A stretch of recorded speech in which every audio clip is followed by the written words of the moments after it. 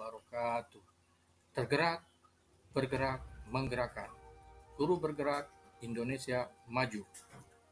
Apa kabar calon guru penggerak di seluruh Indonesia? Perkenalkan, saya Adik Putipar Chandra, guru dari SDN 2 Sirnajaya, Kecamatan Pasirwangi, CGP Angkatan 7 tahun 2022 dari Kabupaten Garut. Pada video kali ini, izinkan saya untuk memaparkan hasil aksi nyata saya modul 1.4 budaya positif. Perkenalkan, beliau berdua adalah fasilitator dan pengajar praktik saya, yaitu Ibu Lili Indarti dan Bapak Hendra. Berikut adalah rancangan aksi nyata modul 1.4 budaya positif. Yang pertama adalah latar belakang. Adapun latar belakang dari aksi nyata budaya positif modul 1.4 adalah budaya positif memiliki urgensi dalam pembentukan karakter anak. Sekolah sebagai instansi pembentukan karakter memiliki peran penting dalam pembentukan karakter siswa. Oleh karena itu, budaya positif di sekolah perlu diciptakan dan diwujudkan. Berikut ini merupakan latar belakang yang saya hadapi di sekolah. 1. Siswa tidak suka dengan kekangan dalam suatu aturan, sebab itu mereka melakukan pelanggaran. Memiliki siswa yang heterogen tingkat ekonomi dan pendidikan orang tua di sekolah saya. 3. Kedisiplinan siswa masih kurang. Itulah latar belakang dari aksi nyata budaya positif modul 1.4. Yang kedua adalah tujuan aksi nyata budaya positif. Adapun tujuannya dari aksi nyata ini adalah menerapkan budaya positif di sekolah dasar negeri 2 Sirnajaya, Kecamatan Pasirwangi adalah menanamkan nilai-nilai, keyakinan-keyakinan, dan kebiasaan-kebiasaan di sekolah yang berpihak pada murid, agar murid dapat berkembang menjadi pribadi yang kritis, penuh hormat, dan tanggung jawab. Yang ketiga adalah tolak ukur aksi nyata budaya positif. Penerapan budaya positif di sekolah dianggap berhasil apabila 1. Teman sejawat memahami makna budaya positif. 2. Teman sejawat menerapkan budaya positif. 3. Siswa memahami dan meyakini kesepakatan kelas. 4. Siswa menerapkan budaya positif. 5. Siswa berubah karakternya dari identitas gagal menjadi identitas sukses. 4 adalah lini masa atau langkah-langkah tindakan yang akan dilakukan. 1. Menghadap kepala sekolah untuk menjelaskan pentingnya penanaman budaya positif serta keyakinan kelas di sekolah dan meminta izin untuk mendesiminasikan bersama rekan guru. Yang kedua, berkolaborasi dan meminta kehadiran dari rekan guru untuk mewujudkan desiminasi budaya positif yang akan saya laksanakan. Yang ketiga, berkoordinasi dan berkolaborasi dengan rekan guru untuk membuat rancangan serta gambaran mengenai keyakinan kelas di kelas masing-masing. Yang terakhir atau yang keempat, dari semua proses tahapan, semua hasil yang dicapai dilaporkan ke kepala sekolah sebagai bentuk tindak lanjut keberhasilan dari kegiatan penerapan budaya positif dan pengevaluasian dari keberhasilan penerapannya. Rancangan aksi nyata yang terakhir, yaitu yang kelima, adalah dukungan yang diperlukan. 1. Pemangku kebijakan stakeholder. Calon guru penggerak dalam melaksanakan aksi nyata membutuhkan dukungan dari kepala sekolah, rekan sejawat, maupun siswa melalui koordinasi dan kolaborasi supaya penerapan budaya positif dapat berjalan sesuai dengan rencana. Dukungan yang kedua dari orang tua. Orang tua murid memberikan dukungan dalam pelaksanaan aksi nyata yang dilakukan guru di sekolah dengan memfasilitasi anak-anak dengan menyediakan bahan dan alat yang digunakan dalam pembelajaran. Orang tua juga menjadi pengontrol perilaku siswa saat di rumah dan nantinya akan berkolaborasi bersama guru untuk membahas perkembangan siswa. Selanjutnya adalah media yang digunakan. Media yang digunakan dalam tindakan aksi nyata ini memberi kemudahan saya dalam penyampaian materi maupun hal-hal yang berkaitan dengan pembiasaan budaya positif. Media ini dapat berupa poster, video, maupun PowerPoint yang saya gunakan. Berikut ini merupakan kegiatan desimilasi di sekolah mengenai pemahaman dan pengalaman budaya positif.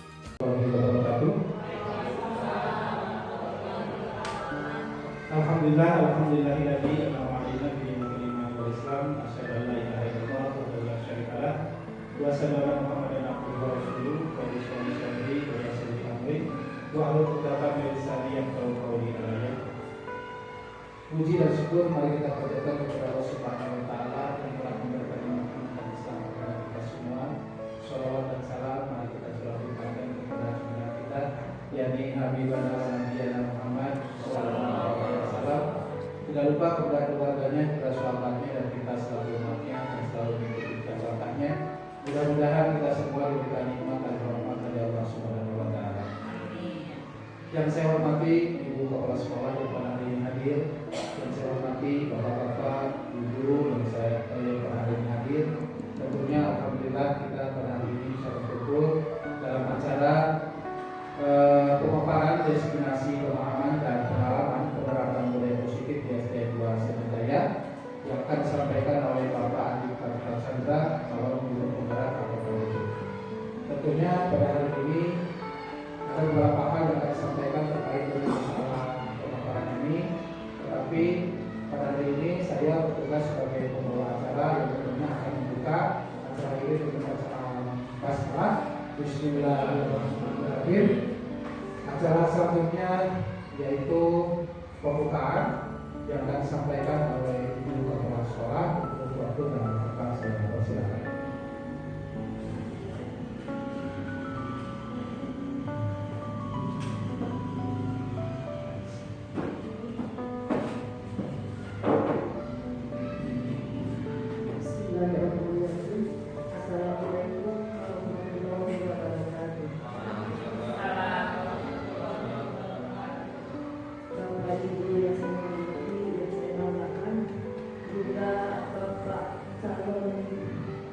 Guru penggerak yang saya banggakan pula.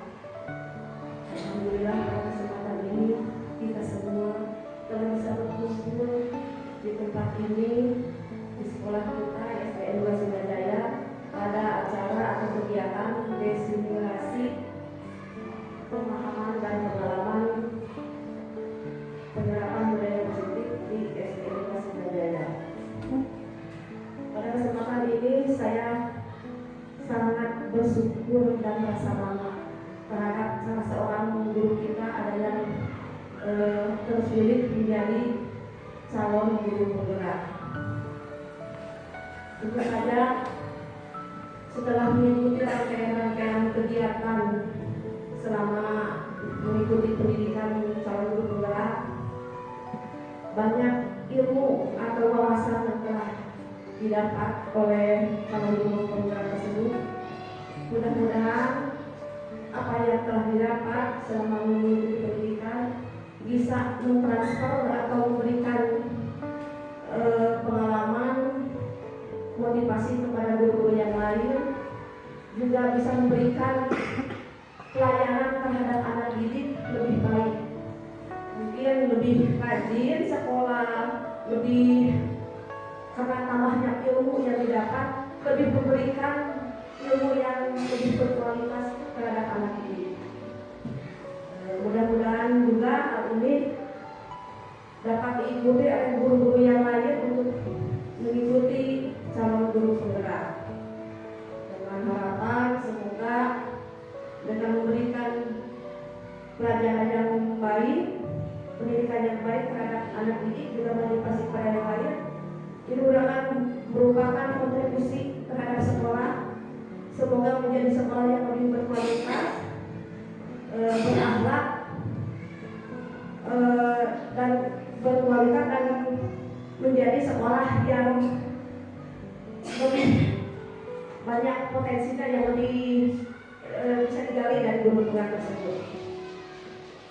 Demikian yang mungkin yang bisa sampaikan. Sekali Sekali lagi selamat kepada Pak Adi sebagai calon guru penggerak. Mudah-mudahan kedepannya lebih sukses, lebih bermanfaat ilmunya. Bila taufiq wal hidayah. Wassalamualaikum warahmatullahi wabarakatuh.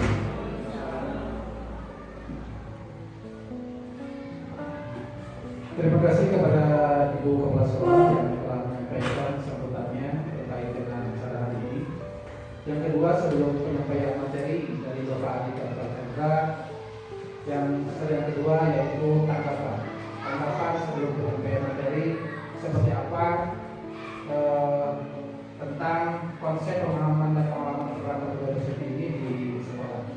Untuk tanggapan saya persilakan kepada Bapak Mustafa untuk menyampaikan tanggapan.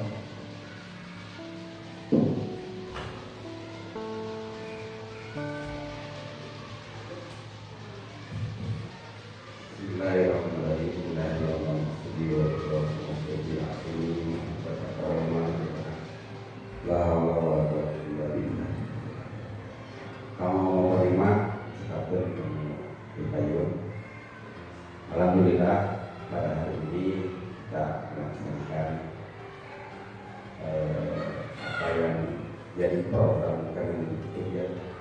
Jadi Kemendikbud meluncurkan program yaitu yang namanya guru penggerak, yang mana tujuannya itu kalau tidak salah untuk menjadi fasilitator ya, untuk meningkatkan kualitas pendidikan, terutama zaman sekarang ya, kita dihadapkan dengan pembelajaran daring dan serba online. Jadi si guru penggerak ini diarahkan untuk menjadi fasilitas. Nah, kami sebagai guru di SD Sriwijaya mengapresiasi mungkin senang dengan adanya program dari Kemendikbud, salah satunya yaitu Bapak Adi yang telah jadi calon, mudah-mudahan diberikan saran, dan kami yang belum dapat mengikuti jejaknya ya, mudah-mudahan di angkatan berikutnya kami terjaring ya untuk program ini. Jadi tanggapan kami sebagai guru di Sriwijaya khususnya mengapresiasi ya, mendukung sekali dengan kegiatan ini, yang mana program ini diluncurkan oleh Kemendikbud ya, langsung dari kementerian. Mudah-mudahan kegiatan hari ini Pak Adi dan selanjutnya diberikan arahan yang sukses, tentunya lulus ya. Itu. Khairul kalam. Assalamualaikum warahmatullahi wabarakatuh.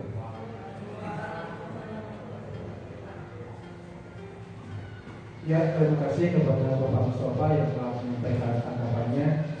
Tentunya memang secara umum program guru penggerak ini program yang sangat baik untuk pendidikan masa kini dan pendidikan yang akan datang.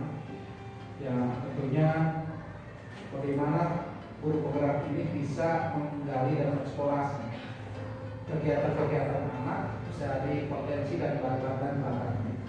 Tentunya itu generasi ke depan dengan adanya program ini tentunya tercipta generasi kulit Pancasila untuk SDN Sunan Jaya. Untuk selanjutnya pemaparan materi tentang diseminasi pemahaman dan pengalaman penerapan budaya positif di SDN 2 Sriwijaya. Untuk Bapak Adi Chandra saya persilakan.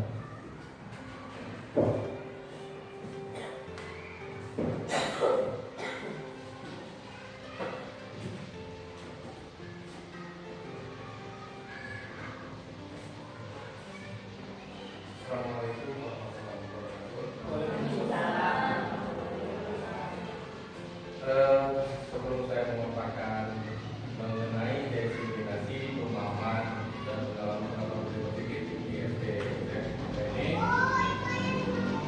sebelumnya saya mengucapkan terima kasih kepada Ibu Kepala Sekolah, Ibu Menuruni SPDSD yang telah memberikan support dan dukungan kepada saya dalam mengikuti program pendidikan guru penggerak sebagai calon guru penggerak angkatan 7 tahun 2022. Selain itu, saya juga mengucapkan banyak terima kasih kepada rekan-rekan guru dari SDN 2 Sunandaya sama yang selama ini selalu mendukung saya dan mensupport saya untuk mengikuti dan fokus dalam pembelajaran di program guru penggerak ini. Sebelumnya saya pribadi mau mengharapkan bahwa diseminasi ini tidak terlalu formal. Kenapa? Karena saya di sini memberikan atau mengutarakan pengalaman saya selama mengikuti pendidikan guru penggerak. Jadi saya harapkan di sini selama saya pemaparan ada feedback atau timbal balik dari rekan-rekan semua dalam pemaparan ini. Nah, jadi saya harapkan ya kita anggap ini sebagai kolaborasi, kita anggap ini sebagai kerja kelompok. Kalau sebenarnya kerja kelompok seperti itulah ya, jadi tidak terlalu formal. Nah, seperti itu. Nah, tapi sebelumnya saya mau menyapa dulu di sini. Nah, sapaan saya ini diwajibkan ya. Selamat datang guru hebat SDN 2 Sunandaya. Mari kita sama-sama berkolaborasi saling mendukung untuk mewujudkan disiplin positif di sekolah kita ini. Nah, jawabannya yes. Yes. Ya, saya minta sekali lagi ya. Yes. Yes. Barangnya. Barang boleh. Pakai tangan siap. Nah, sapaan saya. Selamat datang guru-guru hebat SDN 2 Sunandaya. Mari kita bersama-sama berkolaborasi, saling mendukung untuk mewujudkan disiplin positif di sekolah kita tercinta SDN 2 Sunandaya. Yes. Alhamdulillah. Aduh, sasa. Nah, sebelum saya memaparkan tentang disiplin positif, saya akan menyajikan terlebih dahulu sebuah video yang akan memberikan sedikit gambaran tentang apa itu budaya positif yang dihubungkan dengan disiplin positif.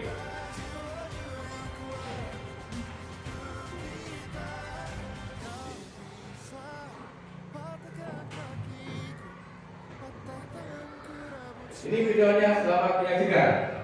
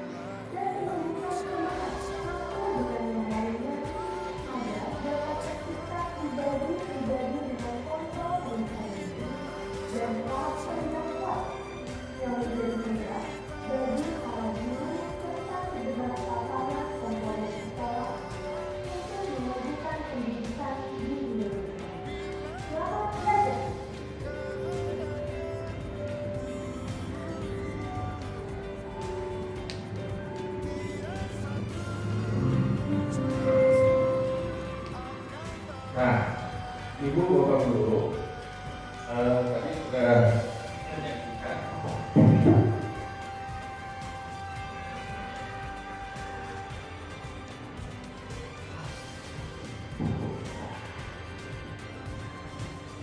Ibu Bapak Guru tadi sudah menyaksikan video sedikit pemahaman tentang budaya positif, ya.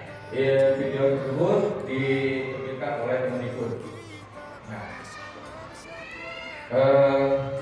dari berdasarkan video tersebut bahwa pembentukan budaya positif itu berdasarkan modul yang telah dikeluarkan secara resmi oleh Kemendikbud.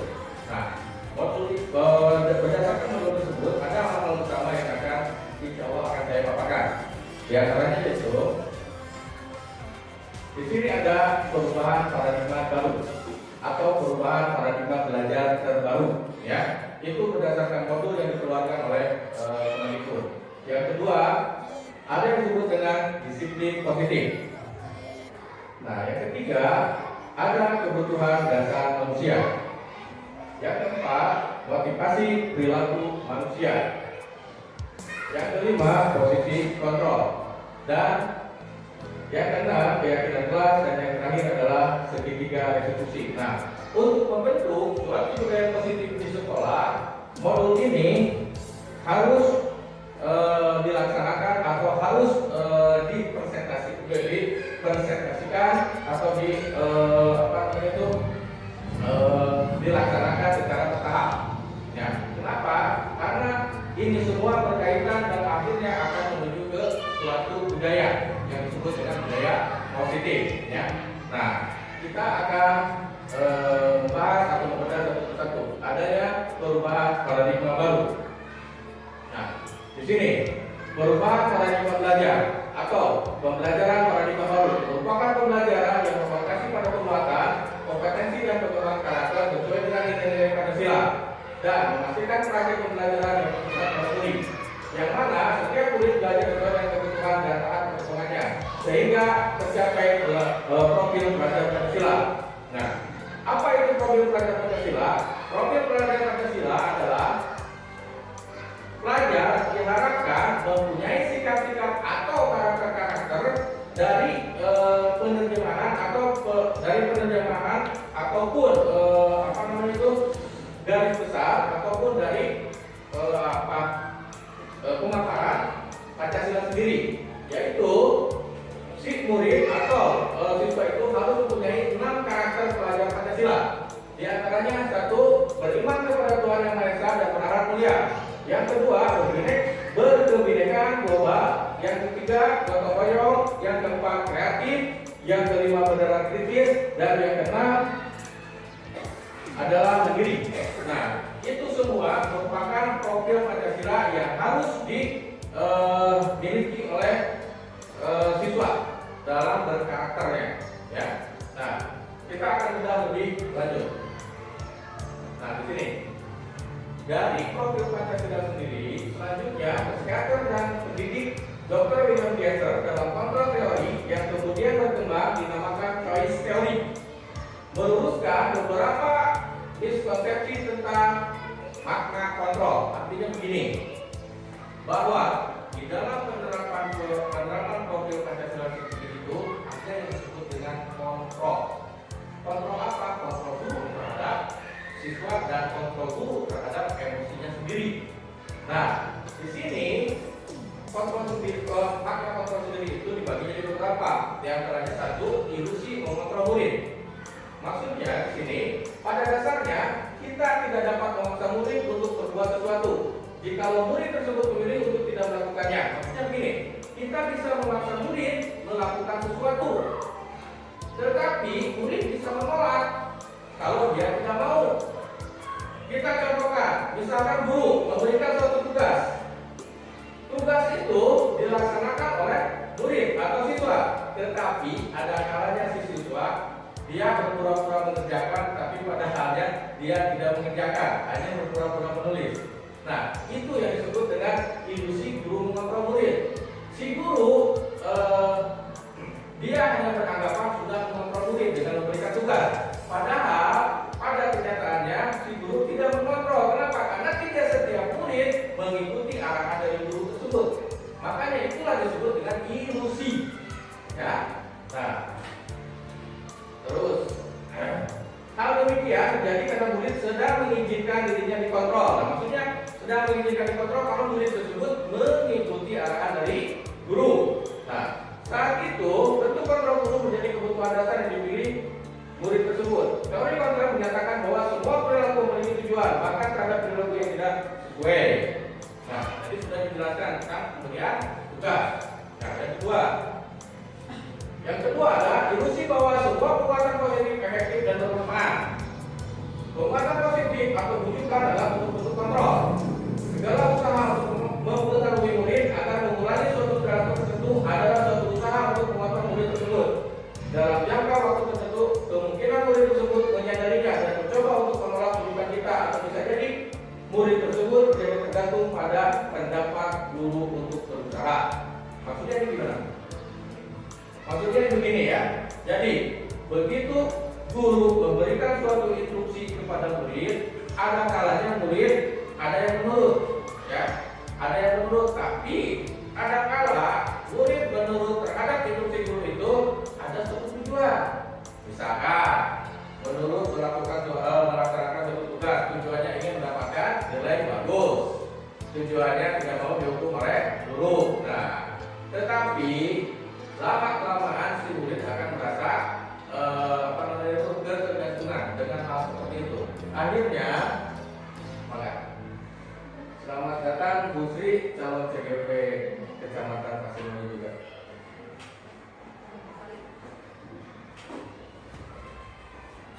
Nah, tadi mencontohkan bahwa ada kalanya bahwa hal seperti itu akan menunjukkan kesadaran dari si murid tersebut bahwa apa yang diinstruksikan oleh guru itu akan menimbulkan suatu kejenuhan dari murid tersebut. Akhirnya si murid biasanya memberikan suatu alasan kalau diberikan suatu tugas itu, ya. Ya bisa dia berapi-api, kelihatannya melaksanakan tugas padahal tidak, ya. Tuh seperti itu. Terus yang ketiga, ilusi bahwa kritik dan membuat orang merasa bersalah dapat menguatkan karakter. Artinya, menggunakan kritik dan rasa bersalah untuk mengontrol murid menuju identitas gagal. Mereka belajar untuk merasa buruk tentang diri mereka. Mereka mengembangkan dialog diri yang negatif. Kadangkala sulit bagi guru untuk mengidentifikasi bahwa mereka sedang melakukan perilaku ini. Waalaikumsalam.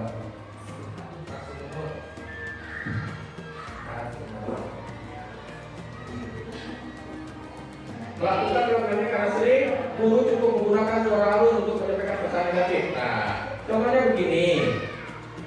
Misalkan ada guru yang memberikan suatu tugas. Nah, si guru itu ujungnya dia menginstruksikannya, mencontohkan tugasnya seperti ini. Ayo, kerjakanlah tugas, jangan mengecewakan ibu. Nah, kata-kata mengecewakan itu bisa membuat murid atau anak itu merasa bersalah. Ya, merasa bersalah. Kata-kata mengecewakan guru itu. Nah, itu yang disebut dengan kritik. Atau juga si guru mengungkapkan bahwa kamu datang saja ke sekolah mengerjakan tugas tidak. Apa yang kamu melakukan di sekolah atau di kelas? Nah, itu juga kata-kata yang menumbuhkan atau membuat kritik yang tidak langsung atau bersifat halus. Ya, selanjutnya di sini ada ilusi bahwa orang dewasa memberikan hak untuk memaksa. Banyak orang dewasa yang percaya bahwa mereka memiliki tanggung jawab untuk membuat murid-muridnya berbuat hal-hal tertentu. Contoh, ya. Nah, si guru itu misalkan guru mempunyai target dalam kurikulum, ya. Nah, mempunyai target dalam kurikulum. Karena dia merasa pembimbingan terhadap siswa, dia sedikit memaksa. Karena dia merasa orang dewasa yang memberikan pengetahuan atau memberikan pengajaran terhadap murid. Nah, yang sedikit memaksa itulah yang nantinya akan membuat jiwa atau keadaan itu kan, ya. Nah, terus apapun yang dilakukan dapat diterima selama ada sebuah kemajuan berdasarkan sebuah pengumpulan kinerja. Pada saat itu, orang dewasa akan menyadari bahwa perilaku memaksa tidak akan efektif untuk jangka panjang dan sebuah hubungan bermusuhan akan tertutup. Nah, kalau kita mengarahkan murid dengan cara memaksa, lama kelamaan si murid akan merasa tertekan ataupun juga akan merasa bahwa dia melakukannya itu karena ada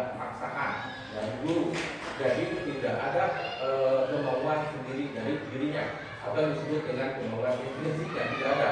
Akhirnya apapun yang dilakukan oleh murid itu akan dilaksanakan dengan cara terpaksa. Ya. Nah itu yang harus dihindari. Terus lanjut. Nah di sini, nah setelah 4 poin ilusi tadi, nah di sini bagaimana seorang bisa berubah daripada stimulus respon kepada pendekatan teori kontrol. Nah, yang tadi yang saya ungkapkan yang 4 itu yang disebut dengan stimulus respon. Respon yang dilakukan murid kepada gurunya yang dilakukan dalam suatu pembelajaran. Nah di sini pendekatan teori kontrol Stephen R. Covey, prinsip Center Leadership tahun 1991 mengatakan bahwa bila kita ingin membuat kemajuan perlahan, sedikit-sedikit ubahlah sikap atau perilaku Anda. Namun, bila kita ingin memperbaiki cara-cara utama kita, maka kita perlu mengubah kerangka acuan kita. Ubahlah bagaimana Anda melihat dunia, bagaimana Anda berpikir tentang manusia, ubahlah paradigma Anda, skema pemahaman dan penjelasan aspek-aspek itu tentang realitas. Nah, jadi di sini diarahkan untuk membentuk suatu karakter anak atau siswa, ubahlah diri kita sendiri, ubahlah paradigma sistem pengajaran kita sebagai guru. Itu menurut Stephen R. Covey, ya. Nah, sampai di sini mungkin bisa dimengerti ya. Nah, di sini ada yang disebut dengan stimulus respon, dan ada teori kontrol. Stimulus respon, realitas, kebutuhan kita sama. Nah, maksudnya begini, dalam stimulus respon, kebutuhan kita itu sama. Kenapa disebut sama? Karena di sini berkaitan nanti dengan kebijakan universal. Ya, nanti akan dibahas kebijakan universal. Tetapi dalam teori kontrol, realitas kebutuhan kita berbeda. Kenapa bisa berbeda? Karena setiap karakter siswa itu berbeda, pasti berbeda. Dalam setiap kelas itu, murid-murid atau siswa itu pasti berbeda karakternya. Terus, yang kedua, pada stimulus respon, semua orang melihat hal yang sama, pasti dilihatnya sama. Kalau stimulus respon, ya. Ya, tetapi di teori kontrol setiap orang memiliki gambaran berbeda. Jadi dikembalikan lagi kepada siswa. Siswa masih mempunyai karakter yang berbeda. Nah, yang ketiga, kita mencoba mengubah orang agar berpandangan sama dengan kita. Tadi orang dewasa bisa memaksa. Nah, tetapi di teori kontrol kita berusaha memahami pandangan orang lain tentang dunia. Nah, di teori kontrol harus melihat karakter siswa dengan melihat bagaimana pandangan dia tentang pembelajaran dan diglobalisasikan ke dunia. Ya, terus yang selanjutnya, perilaku buruk dengan sebagai suatu kesalahan. Jadi, kalau ada stimulus respon, ketika siswa melakukan suatu kesalahan, itu akan membuat atau itu akan dijadikan suatu kesalahan. Tetapi pada teori kontrol, semua perilaku memiliki tujuan. Maksudnya begini, kalau anak melakukan suatu kesalahan, itu pasti anak itu mempunyai tujuan. Tujuannya itu hanya anak yang akan mengetahui. Nah, seorang pengajar atau guru untuk mengetahui apa tujuannya nanti akan dijelaskan dalam metode atau cara penyelesaian segitiga restitusi. Di sana guru akan mengetahui bagaimana penyelesaian suatu masalah dari siswa.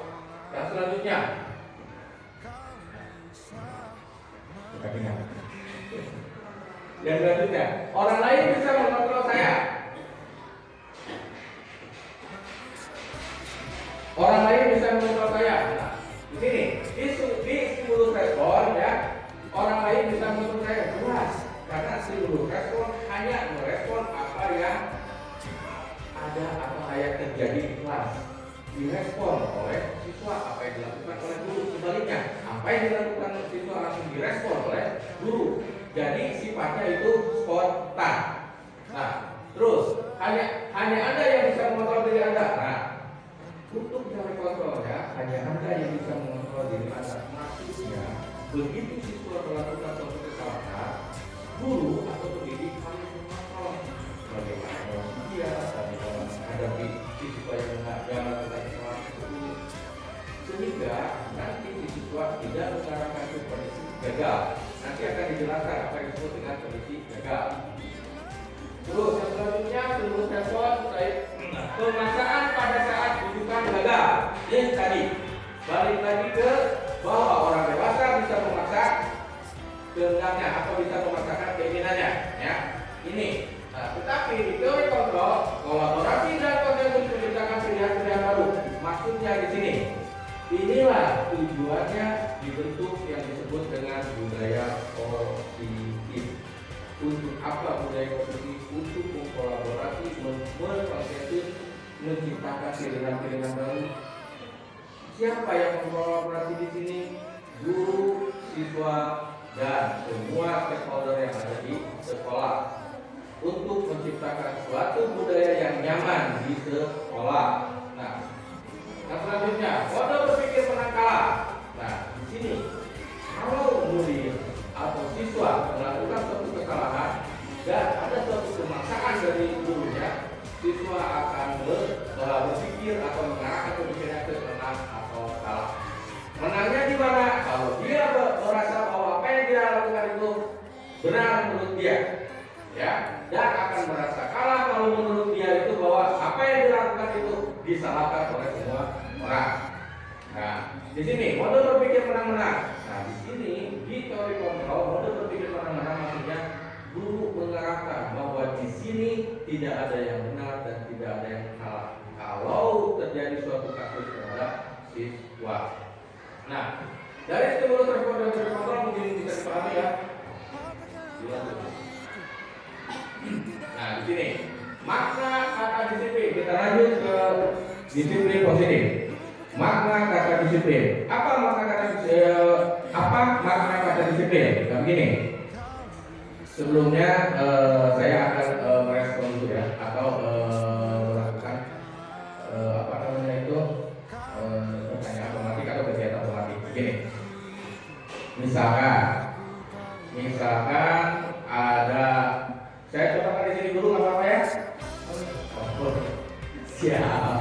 Misalnya di sini, Pak Rudi dengan Pak Mustafa. Nah, melakukan suatu kegiatan yang disebut dengan kepala tangan. Nah, kepala tangan, Pak Rudi dengan Bapak itu memasukkan suatu benda di tangan. Misalkan Pak Rudi dulu, Pak Rudi memasukkan suatu benda ke tangannya, dikepalkan. Nah, setelah dikepalkan itu, Pak Rudi bertanya kepada Pak Opa, apa yang ada di tangan saya? Gitu kan? Nah, Pak Opa dia nantinya akan merasa penasaran dengan apa yang ada di tangannya itu. Nah, dia mempunyai kewenangan untuk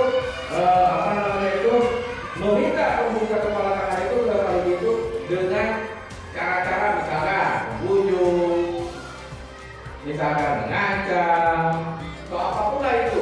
Nah, untuk hal itu dapat dilakukan, dia harus membuka kepala tangannya itu. Tetapi kontrol yang dilakukan Pak itu apa? Dengan tidak membuka. Nah, kontrolnya itu ada di Pak Rudi. Dengan tunjukkan atau apapun itu, dia mau membuka atau tidak, gitu kan? Nah, meskipun kalau membujuk apapun itu, nah karena kontrol ada di Pak Rudi, nah Pak Rudi yang menentukan apakah kepala tangannya itu mau dibuka atau tidak. Nah, itu gambaran awalnya ya. Nah, terus lanjut. Nah, tetapi dari tadi yang saya utamakan contohnya itu tetap kita balikan lagi sebelumnya.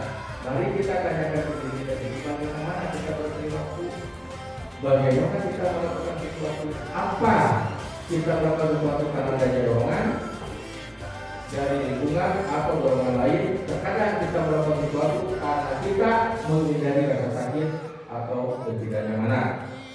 Terkadang kita juga melakukan sesuatu untuk mendapatkan apa yang kita mau. Pernahkah Anda melakukan sesuatu untuk mendapat senyuman atau pujian orang lain, untuk mendapat hadiah atau untuk mendapatkan uang? Apalagi kira-kira yang kita lakukan. Nah, tadi saya contohkan. Nah, Pak Rudi mau membuka kepala tangannya itu, mau bagaimana? Dengan cara apa?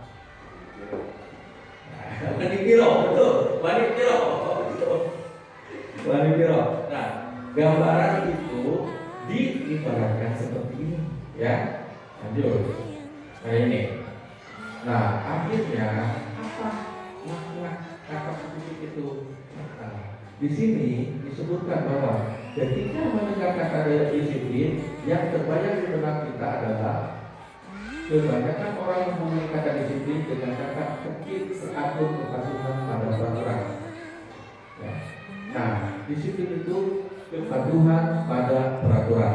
Peraturan yang mana? Peraturan yang dikeluarkan atau kebijakan yang dikeluarkan, baik itu oleh institusi pendidikan atau apapun. Ya. Nah, disebut disiplin kalau orang itu bisa mengikuti aturan atau patuh terhadap aturan. Ya. Maka disiplin juga dihubungkan dengan hukuman, padahal itu cukup berbeda. Karena belajar dengan disiplin positif tidak harus dengan memberikan hukuman. Justru itu adalah salah satu alternatif terakhir dan bila perlu tidak digunakan sama sekali. Nah, ini meskipun ada suatu aturan yang telah dibuat di suatu institusi, biasanya aturan itu dihubungkan dengan hukuman. Hukuman apabila aturan itu tidak dilaksanakan. Ya, nah, tetapi berdasarkan modul yang saya telah pelajari dan kita juga pelajari ini, diusahakan bahwa itu tidak terjadi. Ya, meskipun ada suatu aturan. Nah, makanya nanti aturan itu akan diganti namanya dengan keyakinan kelas. Keyakinan kelas itu nanti akan berhubungan juga dengan yang tadi berkolaborasi. Dalam budaya kita, makna disiplin dimaknai menjadi sesuatu yang dilakukan seseorang pada orang lain untuk mendapatkan kepatuhan. Kita cenderung menghubungkan kata disiplin dengan ketidaknyamanan. Betul ya?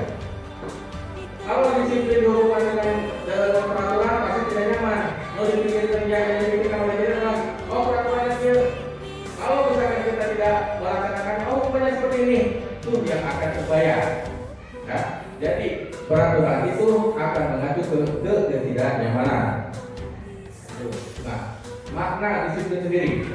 Nah, lanjut. Makna disiplin, Bapak pendidikan kita Kiai Jawa Barat menyatakan bahwa di mana ada kemerdekaan, di situ harus ada disiplin yang kuat.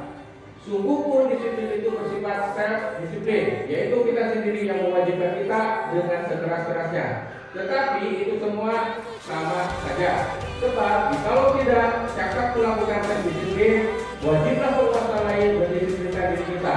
Dan peraturan demikian inilah harus ada dalam suasana yang merdeka. Tiada di antara pemikiran mengenai kedaulatan sikap merdeka Kesepakatan kelima tahun 2016. Ini maksudnya begini, nah, bahwa disiplin itu harus berdampingan dengan kemerdekaan.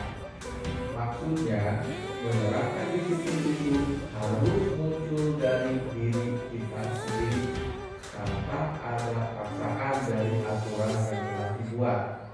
Ya, tetapi meskipun kita sudah berusaha menerapkan disiplin diri, tetapi kalau orangnya itu tidak punya kemauan untuk disiplin diri dari dalam dirinya, ada disebut dengan self disiplin itu, maka wajiblah seorang pimpinan ataupun pejabat di sana untuk mendisiplinkannya.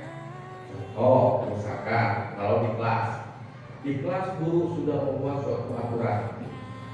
Aturan itu sudah dijelaskan dan dijelaskan, dimaknai sebagaimana yang harus dilakukannya kepada siswa. Tetapi ada beberapa siswa yang tidak mengerti juga dengan aturan tersebut, kedisiplinan tersebut, maka wajiblah guru untuk menekankan kewajiban tersebut atau kedisiplinan tersebut terhadap siswanya.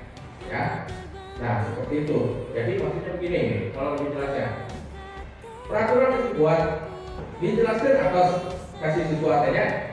Nah, siswa dengan harapan bahwa siswa itu ada kemauan dari dirinya untuk disiplin sendiri dari penjelasan peraturan-peraturan yang dibuat itu. Tetapi kalau siswanya tidak ada juga kemauan, maka si guru wajib untuk menerapkan disiplin itu kepada siswa. Jadi sedikit memaksa terhadap siswanya itu dari peraturan tersebut. Nah, seperti itu. Sudah dipahami ya teman-teman ya? Lanjut. Nah, di sini juga ada dua cara menyatakan bahwa untuk mencapai kemerdekaan atau dalam konteks pendidikan kita saat ini, untuk menciptakan pendidikan merdeka, syarat utama adalah harus ada disiplin yang kuat. Nah, disiplin yang kuat, disiplin dari mana? Ya tadi self disiplin, ya, dari dalam diri. Disiplin yang dimaksud adalah disiplin diri yang memiliki motivasi internal, maksudnya internal dari dalam dirinya sendiri, ya. Jika kita tidak memiliki motivasi internal, maka kita memerlukan pihak lain untuk mendisiplinkan kita atau memotivasi eksternal. Tadi kalau si siswanya tidak bisa disiplin, maka guru wajib untuk mendisiplinkannya. Itu yang disebut dengan motivasi eksternal, ya. Karena berasal dari luar, bukan dari dalam diri kita sendiri. Terus, nah, adapun dari sini definisi kata merdeka menurut Kerajaan Dewantara adalah mardika itu jawarne nora mu lepasi pangre ni uga kuat kuasa amat diri triaga, yang artinya merdeka itu tidak hanya terlepas dari perintah, akan tetapi juga cakap buat memerintah diri sendiri. Nah, merdeka itu bukan berarti terlepas dari perintah, bukan terlepas dari perintah, tapi merdeka itu adalah cakap buat memerintah diri sendiri. Ini maksudnya merdeka itu memunculkan diri itu sendiri dari dalam diri. Dari yang saya lihat dengan istilah disiplin, ya. Disebut merdeka kalau sudah cukup membuat, sudah cakap membuat pemerintah diri sendiri. Lanjut. Akhirnya dari pemikiran Kerajaan Dewantara ini yang sejalan dengan pandangan Diana Bowser dalam bukunya Restructuring School Discipline 2001. Dia menyatakan bahwa arti dari kata disiplin berasal dari bahasa Latin, yaitu disciplina, yang artinya belajar. Kata disiplin juga berasal dari akar kata yang sama dengan disiplin atau murid atau pengikut.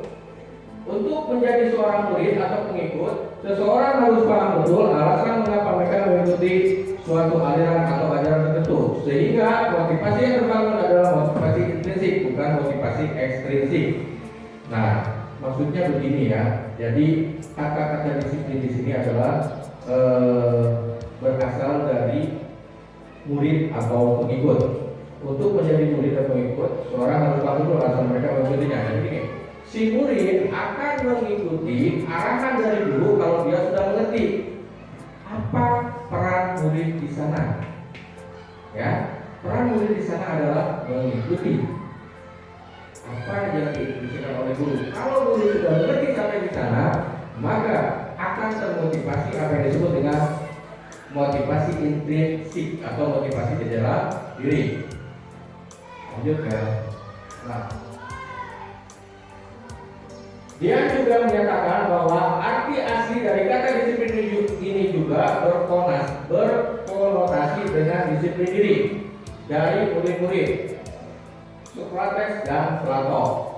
Di sini, disiplin diri dapat membuat seseorang menggali potensinya menuju kepada sebuah tujuan mulia, sesuatu yang dihargai dan bermakna. Dengan kata lain, disiplin diri juga mempelajari bagaimana cara kita mengontrol diri dan bagaimana menguasai diri untuk memilih tindakan yang mengacu pada nilai-nilai kita, pada nilai-nilai yang kita hargai agar tercapai suatu tujuan mulia yang diinginkan. Dengan kata lain, seseorang yang memiliki disiplin diri berarti mereka bisa bertanggung jawab terhadap apa yang dilakukannya, karena mereka mendasarkan tindakan mereka pada nilai-nilai kebajikan universal. Dalam ini, nah gini ya, dalam hal ini Kerajaan Dewantara, nanti kita lanjutkan. Nah, Maksudnya begini, kata disiplin itu sendiri atau disiplin positif ataupun juga makna disiplin positif itu akan berkesinambungan dengan yang disebut kebijakan universal. Ya, nah artinya begitu motivasi intrinsik sudah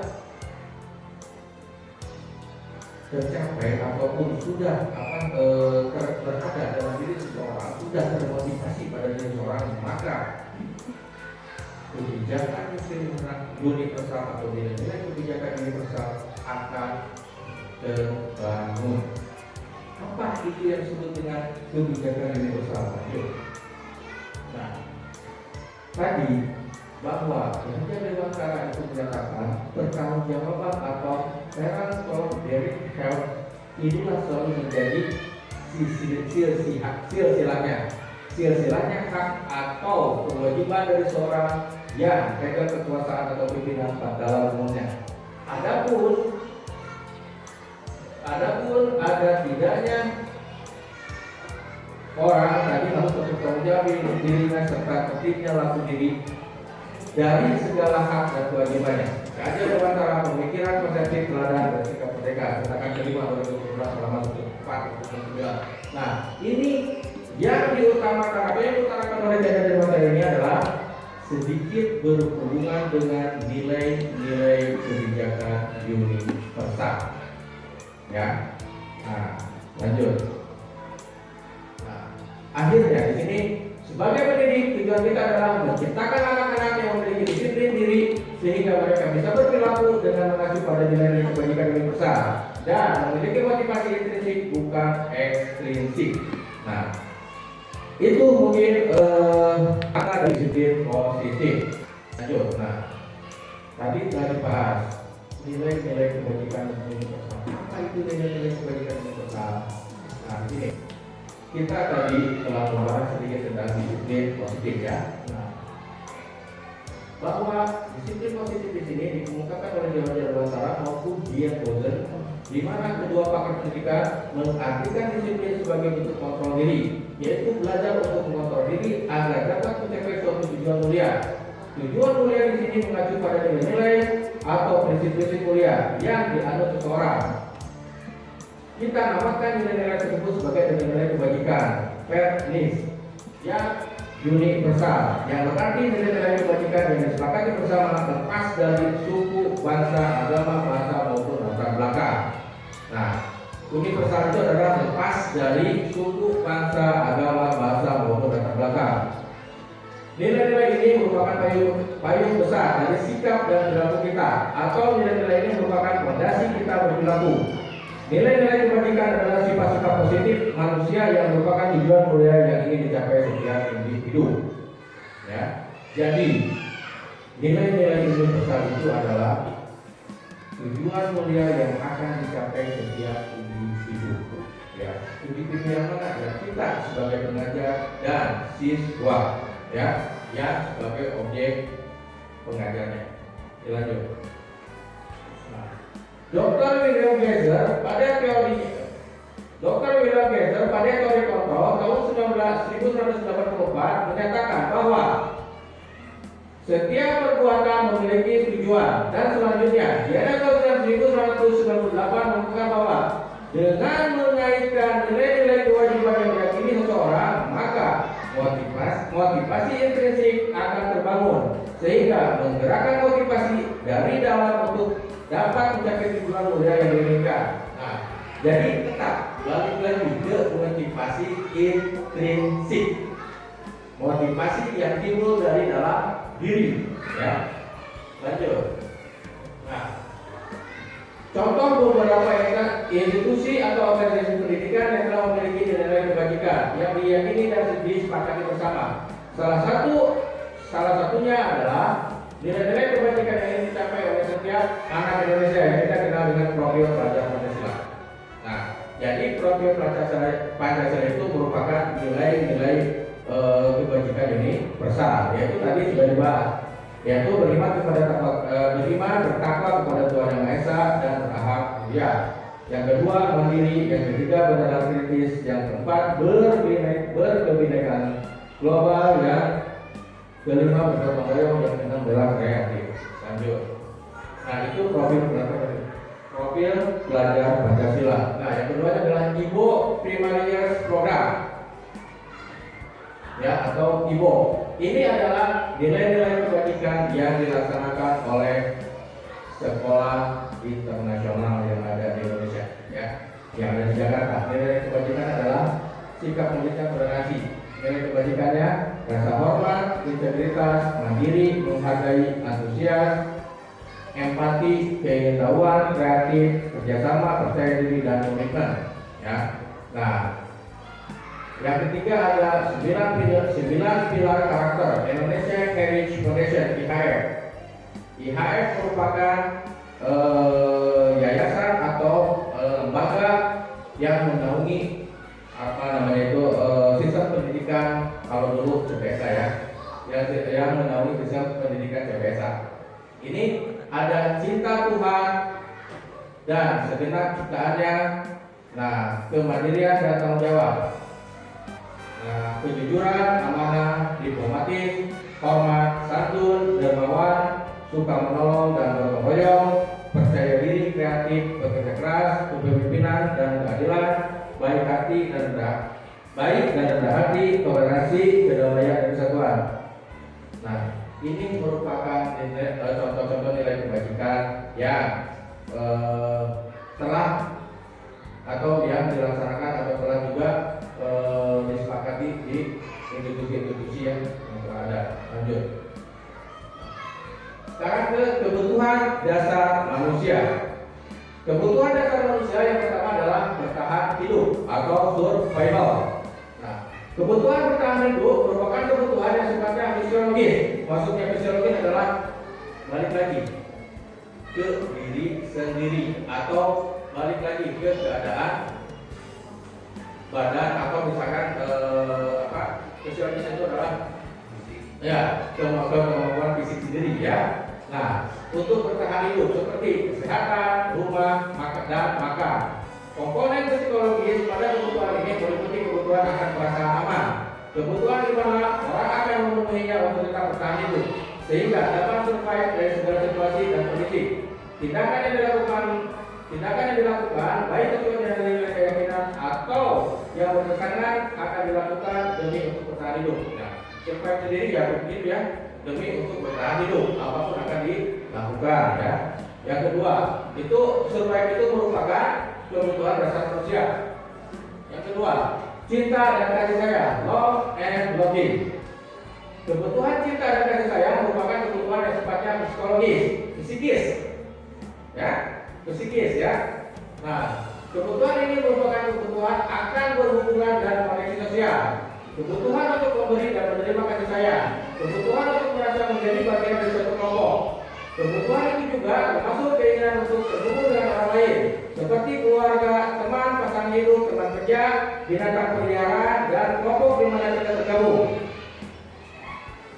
Anak-anak yang memiliki kebutuhan dasar cinta kasih sayang yang tinggi biasanya ingin disukai dan diterima oleh lingkungannya.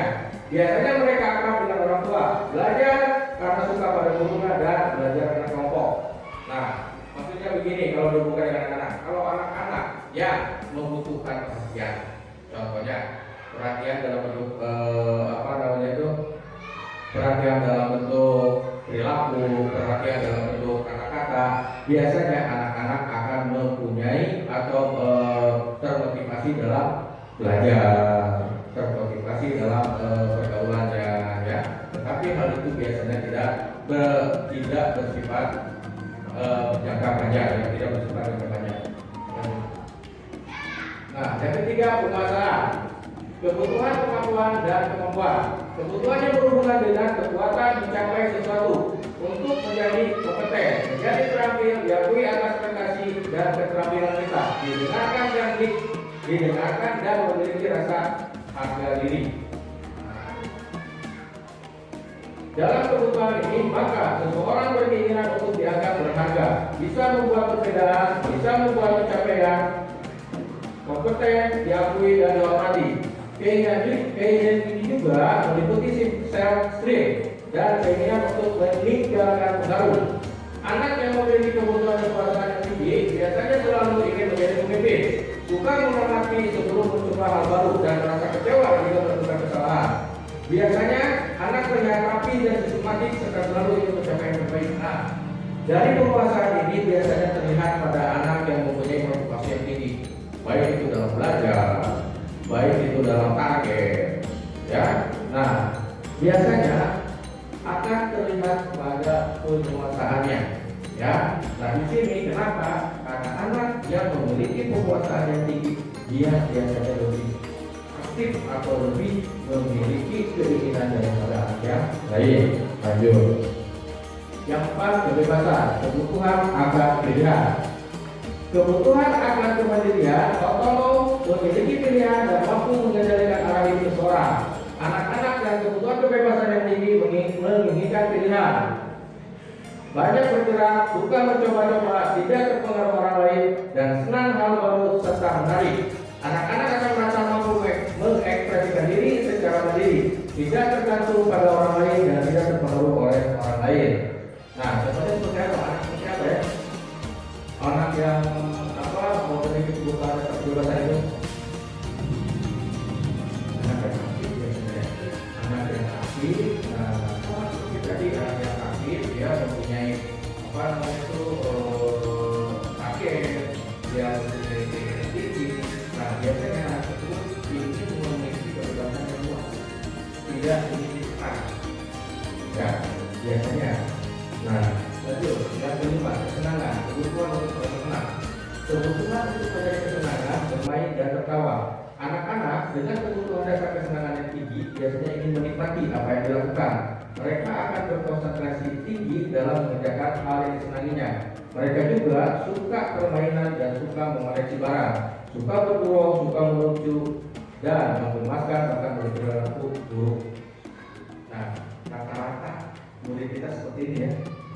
Murid-murid di SD itu biasanya ya kebutuhan dasarnya itu ada di kesenangan.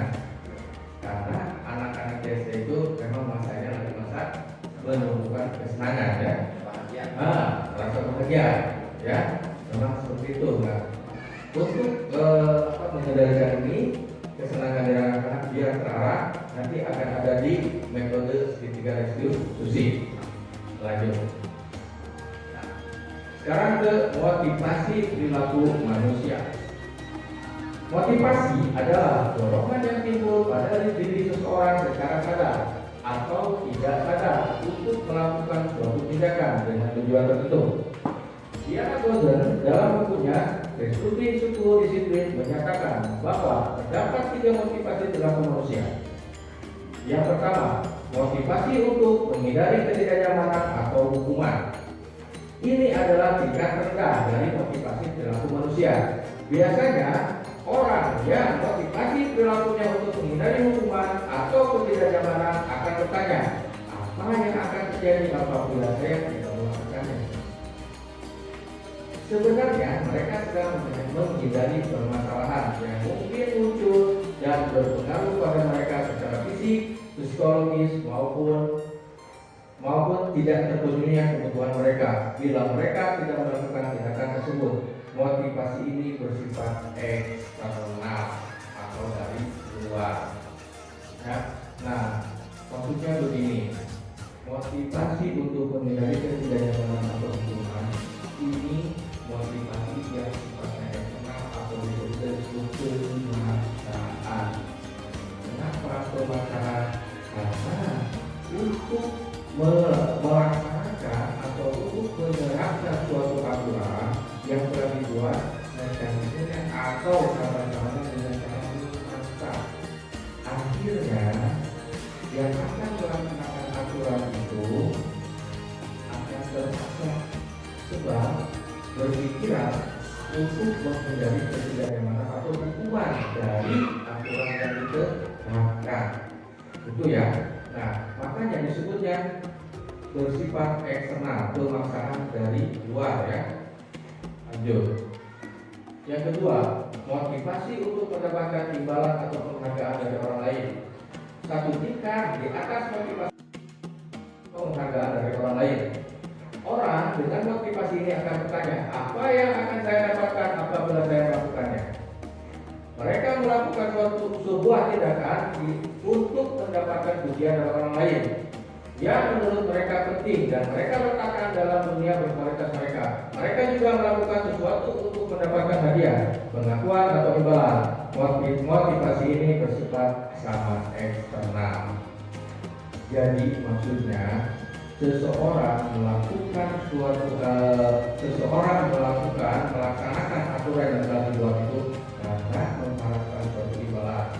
Nah, saya contohkan misalkan di kelas. Di kelas, terutama kelas 1 nih ya, biasanya ya.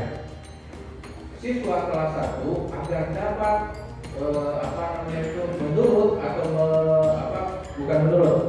mengikuti instruksi dari gurunya. Biasanya gurunya itu suka memberikan suatu rujukan.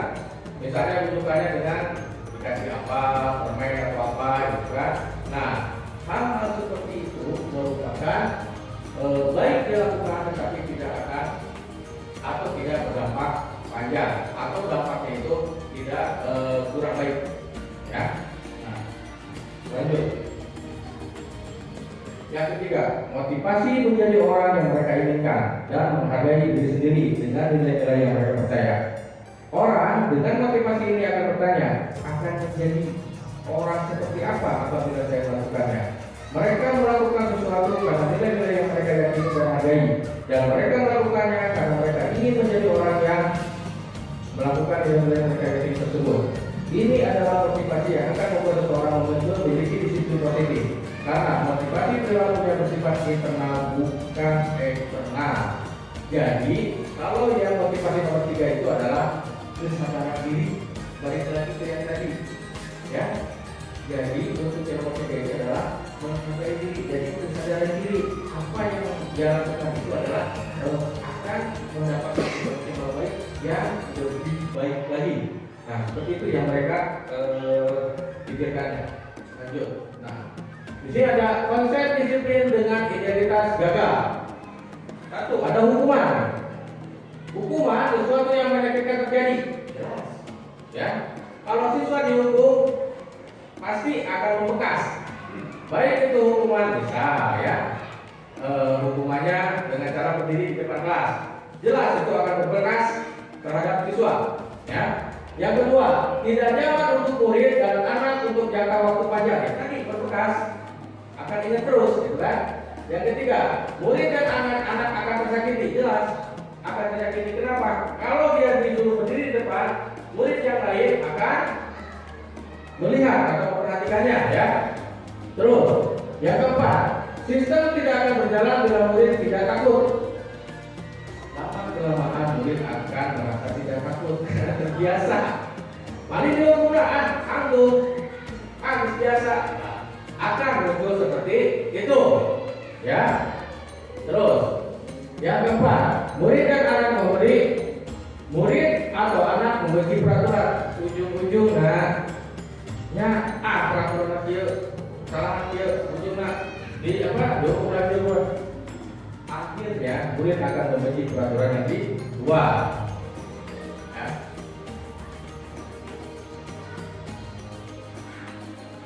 Ya, terus di sini ada penghargaan. Penghargaan termasuk kepada identitas gagal ya. Kenapa? Nah, di sini yang satu dulu. Pengaruhnya tidak bersifat intrinsik. Tadi kalau kita ingin dituntut oleh siswa dengan cara memberikan penghargaan, lama kelamaan si siswa itu akan ketergantungan. Nah, dengan ketergantungan seperti itu tidak akan memunculkan motivasi intrinsik, tetapi si anak itu menurut karena ada atau karena menginginkan suatu imbalan, ya. Terus yang kedua, kurang efektif. Jelas kurang efektif. Kenapa kurang efektif? Karena tidak berpengaruh jangka panjang, ya. Merusak hubungan. Nah, ini jelas akan merusak begini. Kalau misalkan ada guru memberikan penghargaan kepada siswa terus kepada satu siswa karena guru itu merasa bahwa siswa itu pandai. Nah, si guru itu memberikan penghargaannya terus-terusan kepada anak yang pandai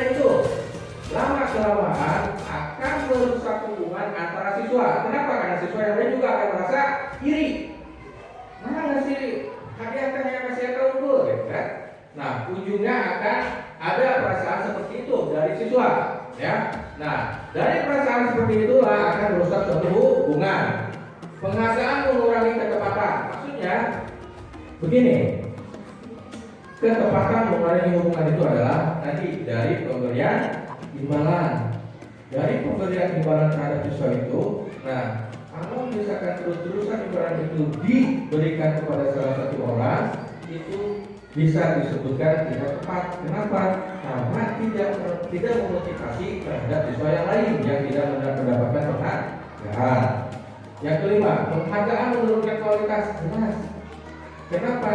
Karena kalau si anak terus-terusan dikasih penghargaan, dia akan termotivasi melakukan sesuatu itu karena diberikan penghargaan.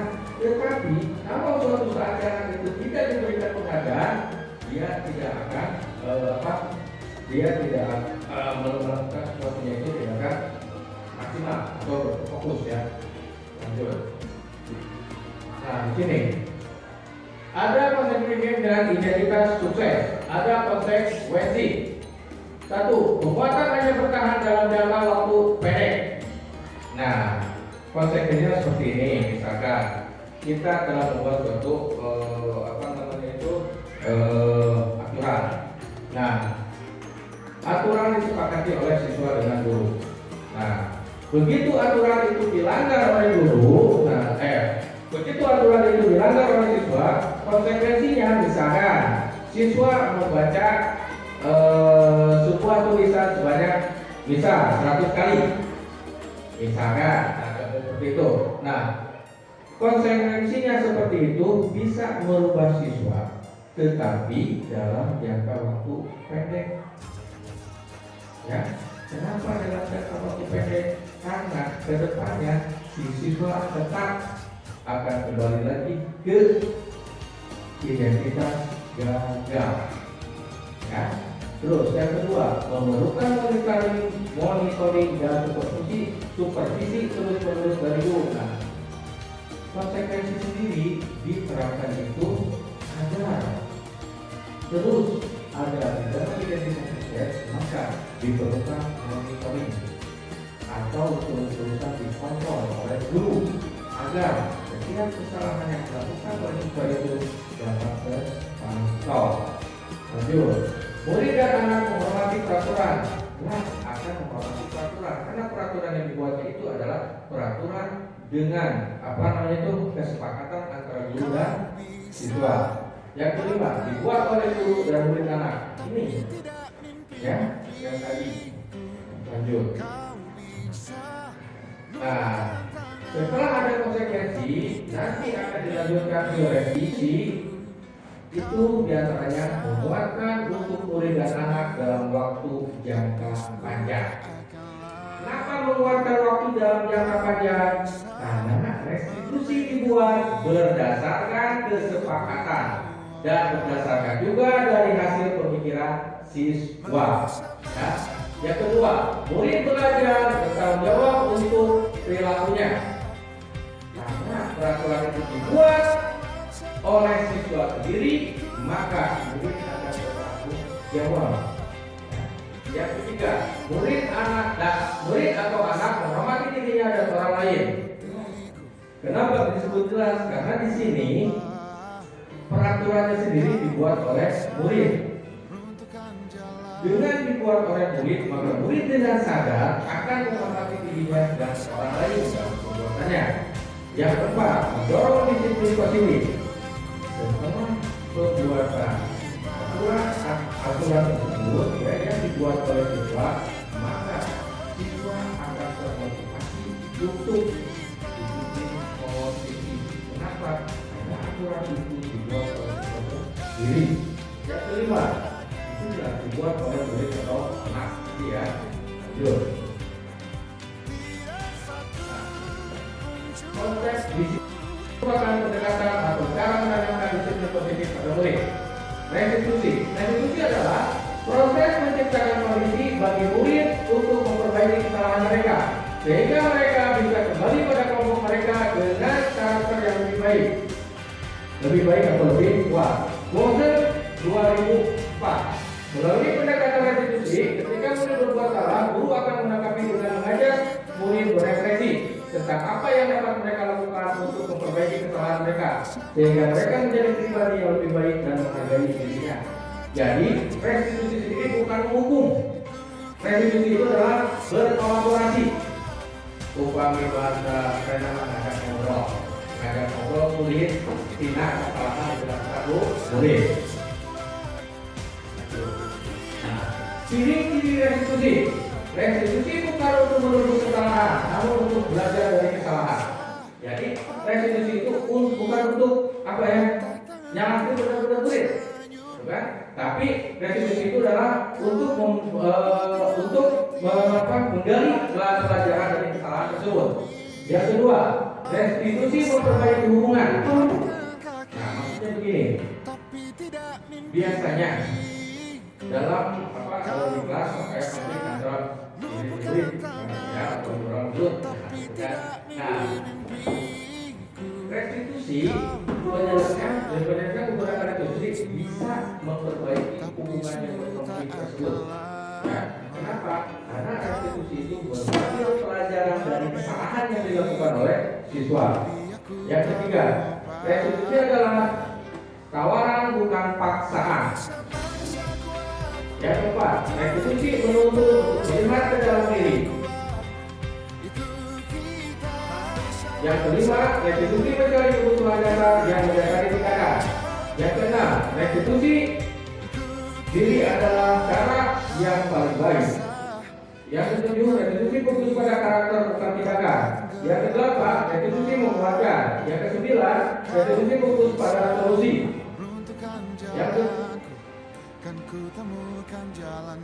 Yang terakhir, restitusi mengembalikan murid yang berbuat salah pada kelompoknya. Itu restitusi.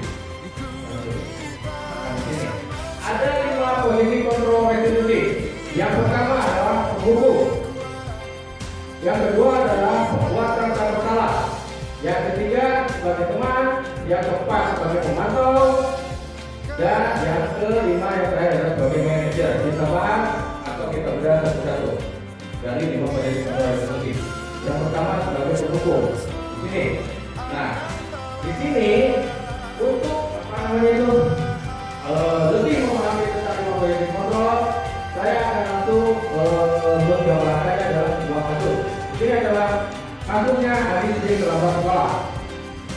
Posisi kontrol guru sebagai penghukum dengan nada suara tinggi, bahasa tubuh, mata otot dan dari menunjuk-nunjuk ke hati. Nah, sebenarnya begini.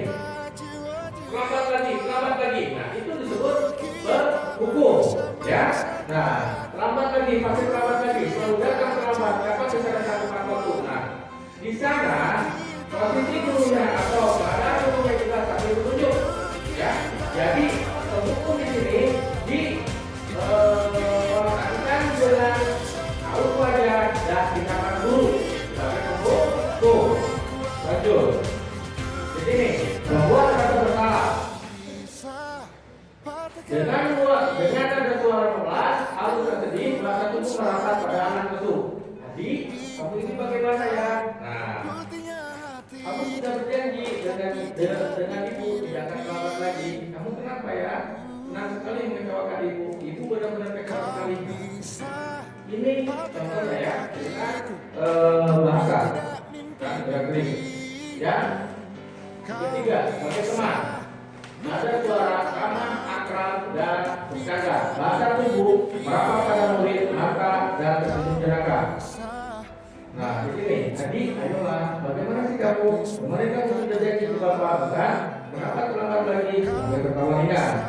Ya, sudah tidak apa-apa, duduk sana. Nanti Bapak bantu kamu ini sampai tersenyum. Nah, itu yang menggambarkan bagaimana sebagai teman. Nah, sebagai pemantau.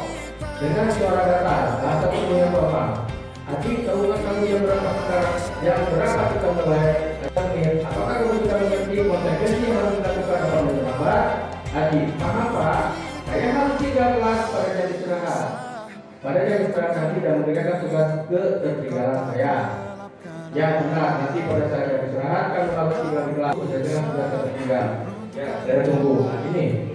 Jadi kalau pemantau itu adalah guru memantau apakah siswa itu sudah melaksanakan peraturan atau keyakinan kelas yang sudah saya dibuat bersama. Nah, ini sebagai manajer. Nah, posisi kontrol sebagai manajer merupakan posisi kontrol yang paling baik di antara 4 posisi kontrol yang tadi. Kenapa? Karena di posisi manajer ini guru menempatkan diri sebagai manajer. Manajer di sini apa? Bahwa guru itu menempatkan diri dia sebagai pemarah, ya, sebagai pemantau juga, nah, sebagai penghukum juga. Tetapi di sini sebagai penghukum tidak langsung mengutarakan hukumannya seperti itu. Tetapi guru di sini mengungkapkan sebagai penghukum itu dalam kegiatan, dalam kegiatan bangsa, ya, seperti itu. Ya. Kita bisa menerapkan apa yang disebut dengan positive control, ya. Nah, selanjutnya keyakinan kelas. Nah, di sini mengapa keyakinan kelas? Mengapa tidak peraturan kelas saja? Nah, ini ada sebenarnya. Kenapa kita memiliki peraturan penggunaan helm pada saat mengendarai kendaraan roda 2 atau motor, ya? Kemungkinan jawabannya adalah untuk keselamatan. Terus yang ketiga, kenapa kita memiliki peraturan tentang penggunaan masker dan mencuci tangan setiap saat? Kemungkinan juga jawabannya adalah kesehatan dan atau keselamatan. Di sini, yang contoh penggambaran tadi itu merupakan nilai-nilai keselamatan atau kesehatan. Inilah yang kita sebut sebagai suatu keyakinan, yaitu nilai-nilai kebajikan universal yang disepakati secara tersebut apa tujuan utama dan menjadi tidak tertarik atau takut sehingga hanya sekedar mengikuti serangkaian peraturan-peraturan yang mengatur mereka tanpa memahami tujuan mulianya. Nah, jadi begini. Untuk keyakinan kelas tersebut adalah sebelum dibentuk, si siswa harus meyakini dulu apa itu keyakinan kelas. Untuk apa itu dibentuk keyakinan kelas? Sehingga si siswa sendiri dapat mengutarakan atau dapat merupakan pikiran-pikirannya sendiri dalam sebuah keyakinan kelas tersebut. Nah, jadi kalau siswa tidak mengetahui dan tidak meyakini apa itu keyakinan kelas, akhirnya keyakinan kelas yang dibentuk oleh siswa hanya sebuah peraturan saja, tidak akan dilaksanakan oleh siswa. Nah, ini aktivitas pembuatan keyakinan kelas yang saya lakukan di kelas 5, ya. Nah, ini merupakan keyakinan kelas yang telah dibentuk oleh siswa kelas 5. 1. Disiplin waktu. 2. Belajar dengan antusias mengangkat diri. Yang ketiga, saling menjaga kebersihan kelas dan sekolah. Yang keempat, saling menghormati sesama. Yang kelima, saling membantu dan bekerjasama. Yang keenam, selalu mengerjakan tugas dari guru. Yang ketujuh, tidak keluar masuk kelas pada saat belajar kecuali bersama atau mesin. Yang kedelapan, rajin sekolah. Yang kesembilan, memperhatikan guru apabila sedang mengerjakan atau belajar di kelas. Ini keyakinan kelas yang dibentuk oleh siswa kelas 5. Nah, ini pembentukan keyakinan kelas. Keyakinan kelas sendiri dibentuk itu harus memenuhi 1. Keyakinan kelas bersifat abstrak daripada peraturan yang lebih rinci dan konkret. Maksudnya abstrak ini adalah yang bisa terbayang dan bisa dilaksanakan oleh siswa.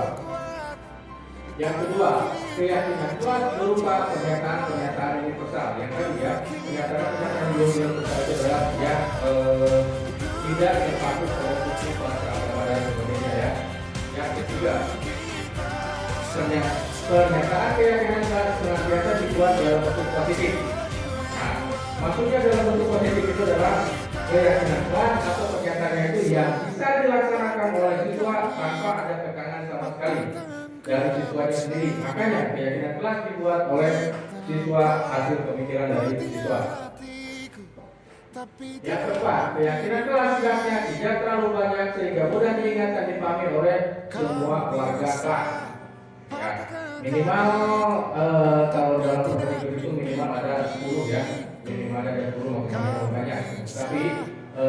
dimana itu 10 dari hasil pemikiran siswa.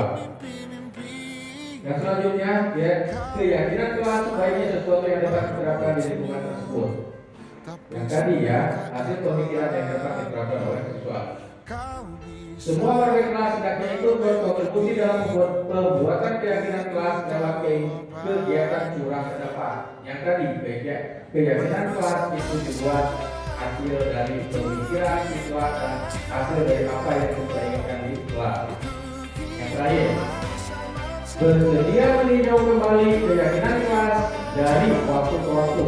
Nah, jadi keyakinan kelas itu kalau sudah dibuat itu harus selalu ditinjau berdasarkan apa yang telah dilaksanakan oleh siswa. Jadi keyakinan kelas itu dilaksanakan atau tidaknya oleh siswa itu harus selalu ditinjau.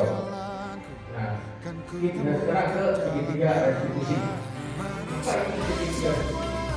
Segitiga restitusi adalah yang diterapkan oleh Kementerian Pendidikan dan Kebudayaan dalam penyelesaian sebuah kasus yang terjadi di kelas atau di sekolah.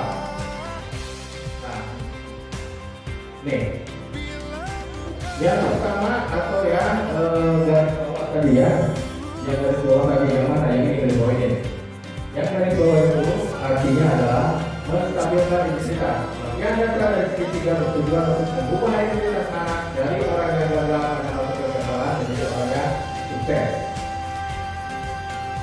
Nah, terus titik kedua validasi tindakan yang salah. Setiap tindakan yang kita lakukan dengan tujuan yaitu memenuhi kebutuhan dasar. Kalau kita memahami kebutuhan dasar apa yang mendasari sebuah tindakan, kita akan bisa menemukan cara-cara paling efektif untuk memenuhi kebutuhan tersebut. Nah, ini balik lagi ya. Jadi kesalahan anak tersebut dibalik lagi ke kebutuhan 5. Sisi ketiga menanyakan keyakinan. Teori kontrol menanyakan bahwa kita berada pada termotivasi secara internal. Ketika identitas sukses sudah tercapai, lakukan pertama tadi, dan jika lampu yang salah sudah terjadi, yang kedua tadi, maka anak akan siap untuk dihubungkan dengan nilai yang dia percaya dan berpindah menjadi orang yang dia inginkan. Nih, yang ketiga ini bisa dilaksanakan kalau keyakinan kelasnya sudah terbentuk. Nah, ini berupa video contoh penyelesaian kasus di SDN 29 Jaya ya. Contoh kasus yang telah saya laksanakan melalui metode segitiga restitusi.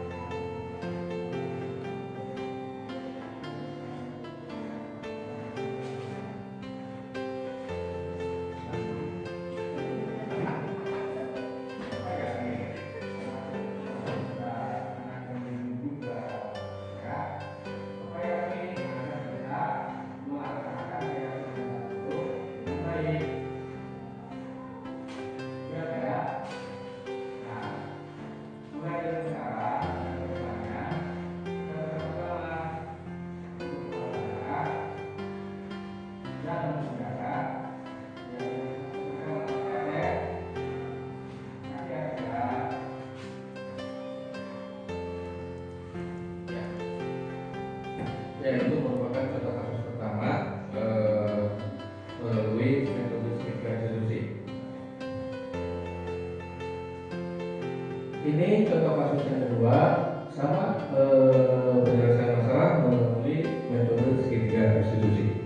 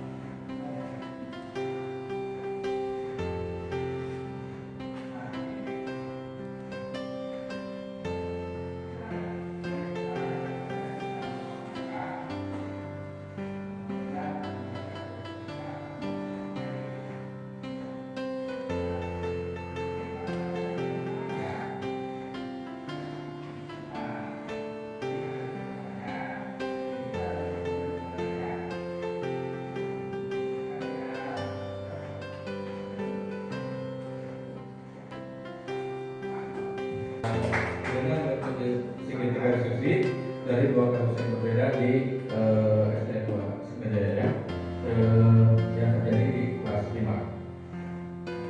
Lanjut. Nah, untuk lebih memahami bagaimana penerapan segitiga institusi di sekolah atau di kelas,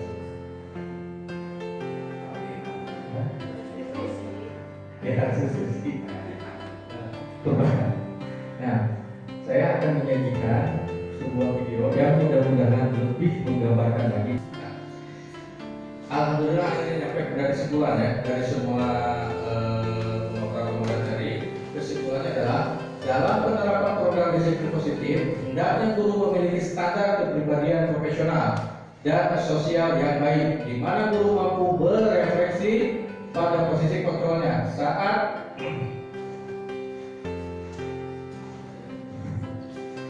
saat ini bagaimana perjalanan dirinya sebagai seorang among. Nah, sebagai seorang among, posisi manajer yang menuntun muridnya sebagai insan yang mandiri, merdeka dan bertanggung jawab. Ini merupakan apa yang distandarkan oleh pemerintah standar pendidikan nasional. Nah, mungkin itu yang bisa saya paparkan dari diseminasi budaya positif di SDCN kita ini ya. Barangkali itu yang saya bisa kembali lagi bisa paparkan, bisa mengukakan dari pengalaman saya sendiri dari pendidikan guru penggerak. Saya minta maaf barangkali ada salah kata atau apapun itu dari pemaparan saya. Assalamualaikum warahmatullahi wabarakatuh.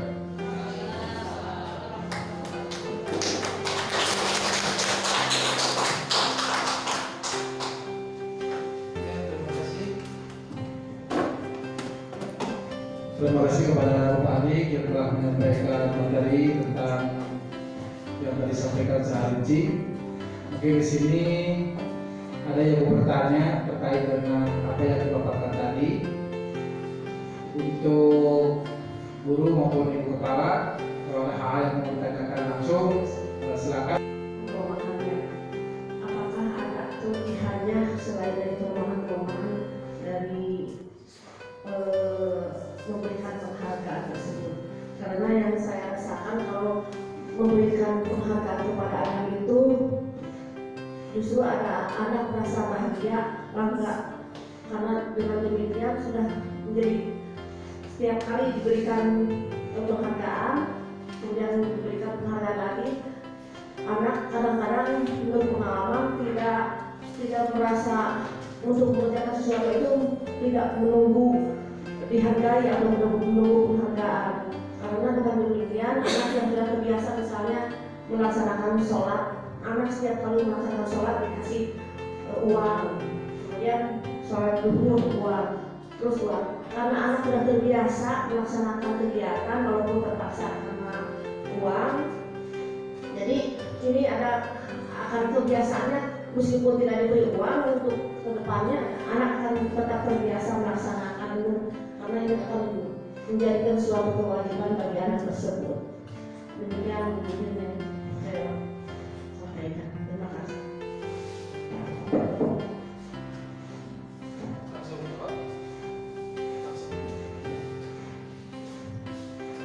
Ya, saya akan mencoba apa yang ditanyakan oleh bapaknya. Nah, memang hal itu memberikan suatu penghargaan kepada anak ada positifnya ada negatifnya. Nah, tadi saya mengutarakan mengenai negatifnya. Nah, itu hal itu terjadi dikembalikan lagi ke 5 posisi kontrol. Ya, 5 posisi kontrol kita sebagai guru. Nah, kalaupun siswa diberikan suatu penghargaan, itu nanti akan terjadi atau akan mengakibatkan suatu kebiasaan, betul ya. Nah, tetapi kita akan berlogika. Logikanya seperti ini. Kalau kita mengerjakan sesuatu karena adanya suatu imbalan, itu akan bersemangat, betul. Itu akan menimbulkan motivasi yang lebih dalam, betul. Tetapi kalau terus-terusan seperti itu dan keadaannya tidak berubah, nanti akan menjadi suatu ketergantungan. Si anak akan tergantung meskipun terjadi akan menimbulkan suatu kebiasaan. Nah, kita kembalikan lagi ke posisi kontrol kita. Kita tidak mungkin akan selamanya ada. Kita tidak mungkin akan selamanya tidak ada. Contohnya, kalau si anak itu dikasih penghargaan saat kita ada mengajar, pasti akan kita berikan penghargaan. Tapi begitu kita tidak masuk kelas, begitu kita tidak mengajar, nah si anak akan merasakan lain. Kenapa? Karena anak akan merasakan, biasa aja tidak, ibu ini mau tidak akan dikasih penghargaan. Kenapa? Karena ibu yang biasa memberikan penghargaannya waktu itu tidak masuk kelas. Nah, takutnya terjadi suatu ketergantungan itu, ya. Nah, itu kelebihannya memang ya anak akan termotivasi, ya, lebih dalam. Tetapi motivasi itu tidak berjangka panjang, ya. Nah, tadi saya sudah membicarakan juga takutnya guru yang biasa memberikan penghargaan terhadap anak itu suatu saat tidak masuk kelas. Akhirnya si anak mengerjakan perintah guru yang guru pengganti yang tidak masuk kelas, dia tidak bersemangat lagi. Kenapa? Karena tidak diberikan hadiah oleh guru penggantinya itu. Gitu. Nah, seperti itu. Nah, untuk guru yang biasa menangani anak itu mungkin sudah biasa. Tapi begitu guru yang lain masuk ke sana, itu akan terjadi hal yang tadi ya yang tidak diinginkan, anak menjadi tidak bersemangat untuk belajar. Nah, itu mungkin jawaban yang saya bisa berikan. Mudah-mudahan bisa memuaskan. Terima kasih. Assalamualaikum warahmatullahi wabarakatuh.